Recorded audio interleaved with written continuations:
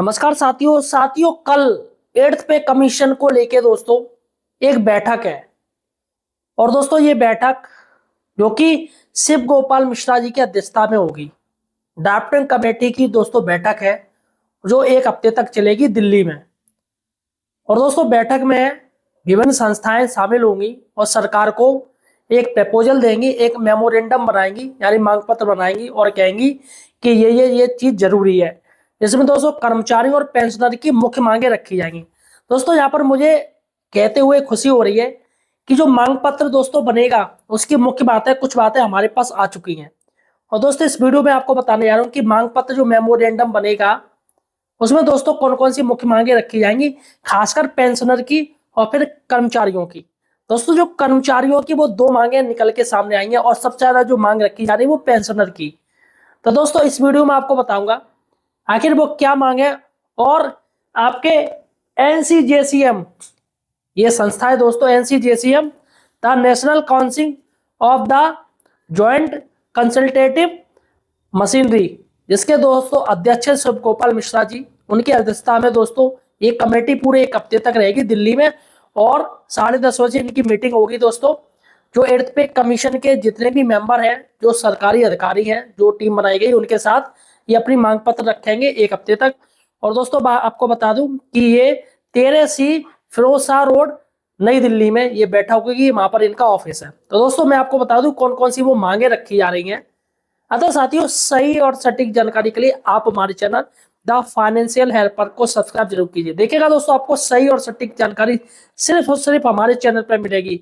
अतः साथियों अगर आप पेंशनर हैं या एक गवर्नमेंट एम्प्लॉय है तो यार चैनल को सब्सक्राइब जरूर कीजिएगा और वीडियो को शेयर कीजिएगा अपने साथियों को, ताकि उनको भी पता चल सके कि कौन कौन सी मांगे रखी जा रही। चलिएगा दोस्तों हम सीधे मांग पत्र पे चलते हैं, कौन कौन सी वो मांगे बनेंगी, मेमोरेंडम बनेगा जिसमें दोस्तों मुख्यतः मांगे रखी जाएंगी। देखिएगा दोस्तों 8th सीपीसी मांग पत्र, 8th में कमीशन की मांग पत्र दोस्तों है। मैं आपको बता दूं क्या क्या रहेगा। देखिएगा सिर्फ दो लोग हैं, कर्मचारी प्लस पेंशनर, लेकिन सबसे ज्यादा जो मांगे रखी गई वो पेंशनर की मांगे सबसे ज्यादा रखी गई हैं और कर्मचारियों की ज्यादा कोई मांग नहीं है, 2-4 मांगे हैं बस दोस्तों, बाकी की पेंशनर की। देखिएगा दोस्तों सबसे पहली मांग है वो है फिटमेंट फैक्टर को लेके। फिटमेंट फैक्टर की दोस्तों बात हो रही है।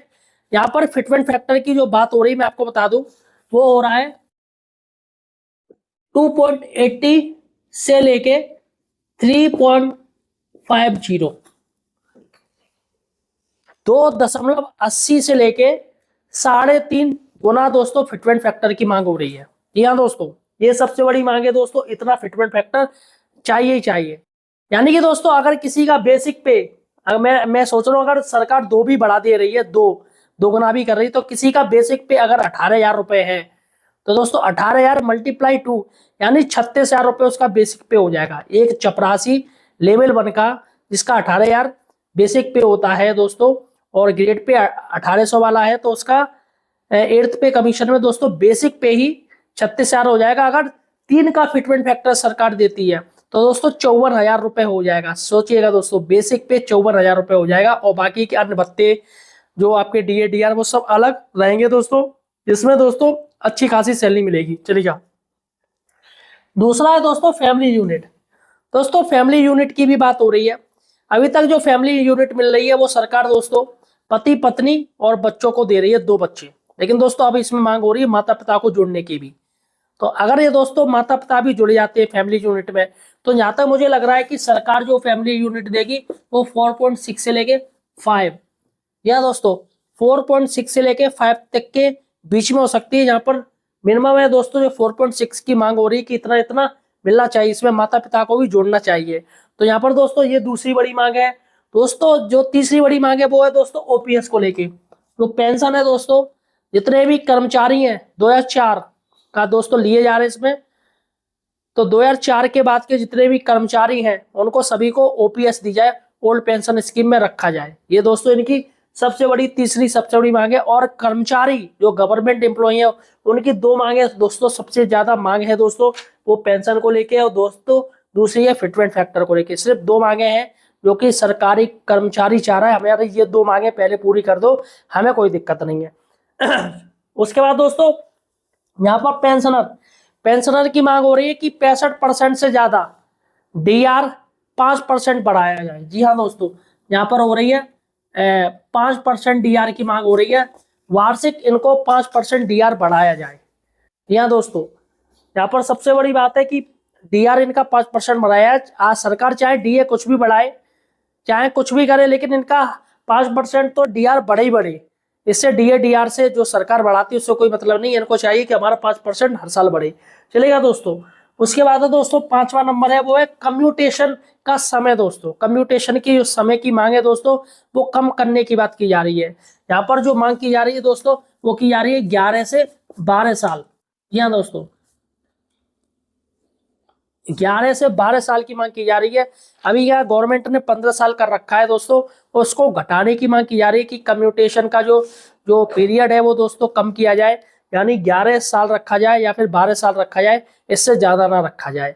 तो दोस्तों ये भी बहुत बड़ी मांग है। जो पेंशनर है वो चाहते हैं कि इनका ये जो कम्यूटेशन का टाइम है वो कम किया जाए। चलेगा दोस्तों। उसके बाद है 6वीं मांग है, वो 50% डीए मूल वेतन में जोड़ा जाए। जी हाँ दोस्तों, 50% डीए मूल वेतन में जोड़ा जाए और 20% की तत्काल राहत दी जाए। ये दोस्तों सबसे बड़ी मांग है। अगर सरकार अगर ये जोड़ रही है दोस्तों, अगर ये जोड़ दे तो लग रहा है दोस्तों यहाँ पर फिटमेंट फैक्टर जो 2.5 से ऊपर ही जाएगा। अगर ये सरकार डीए जोड़ देती है दोस्तों, मैं कह रहा हूँ 60%, अभी डीए और बढ़ेगा दोस्तों। अगर सरकार 60% जोड़ देती है तो दोस्तों काफी अच्छा फिटमेंट फैक्टर मिलेगा। लेकिन 50% जोड़ दे और बाकी का वो दोस्तों जो राहत के तौर पर जो महंगाई राहत है दोस्तों, वो उसको दे। सरकार 20% की मांग हो रही है, अगर दे दे तो बहुत बड़ी बात है। तो यहाँ पर 50% डीए मूल वेतन से जुड़ने की बात है। दूसरी बात है दोस्तों इक्वल एमएसपी। यहाँ पर इक्वल एमएसपी की बात हो रही है, जो कि लगभग 30,000 रुपए की दोस्तों बात हो रही है कि इक्वल एमएसपी जो कि 30,000 रुपए रखी जाए। लेकिन दोस्तों देखते हैं क्या होता है, सरकार इस चीज को इक्वल एमएसपी को मानती या नहीं मानती है, ये बात की बात है। उसके बाद दोस्तों पेंशन प्लस अन्य भत्ते। जो पेंशनर है, जो पेंशनर चाहते कि पेंशन से जुड़े तमाम जो परेशानियां हैं उसको दूर किया जाए। कहीं कहीं ऐसे वर्ड होते हैं दोस्तों जो कि गलत होते हैं, वो पेंशनर नहीं चाहते कि ये वर्डिंग का इस्तेमाल किया जाए, वो हटाया जाए। प्लस अन्य भत्ते इनको दिए जाए। जो भी इनके भत्ते हैं, सरकार जो भी भत्ते चल रहे हैं उन भत्तों को बढ़ाए, है ना, अन्य भत्ते भी और पेंशन को भी बढ़ाए। उसके बाद दोस्तों पेंशन रिवीजन।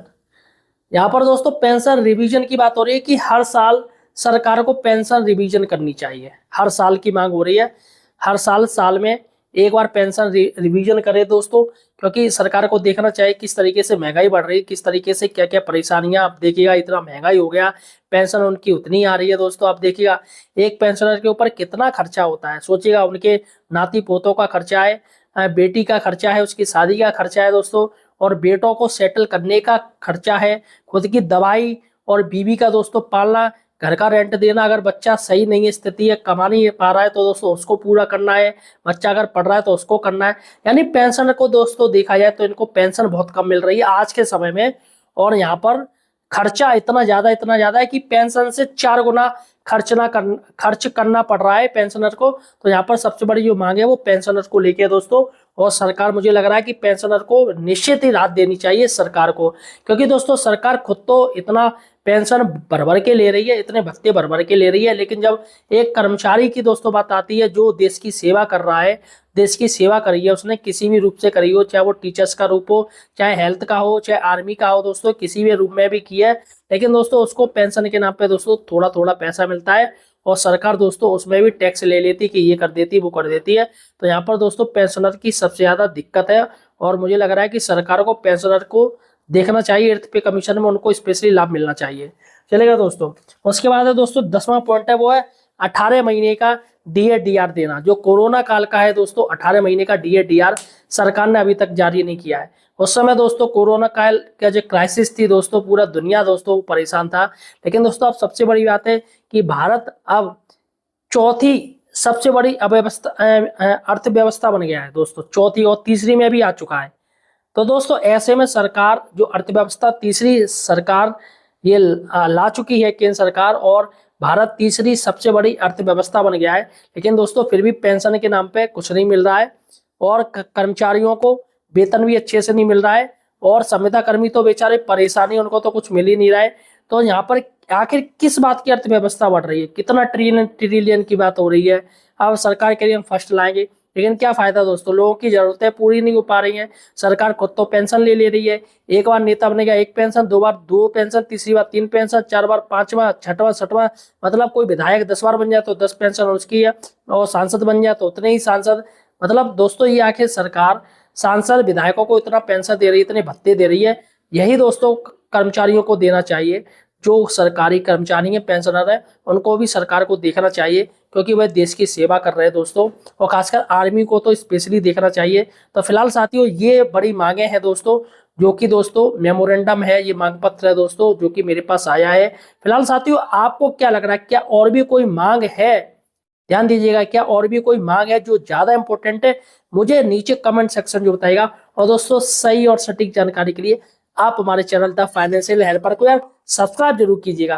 धन्यवाद साथी।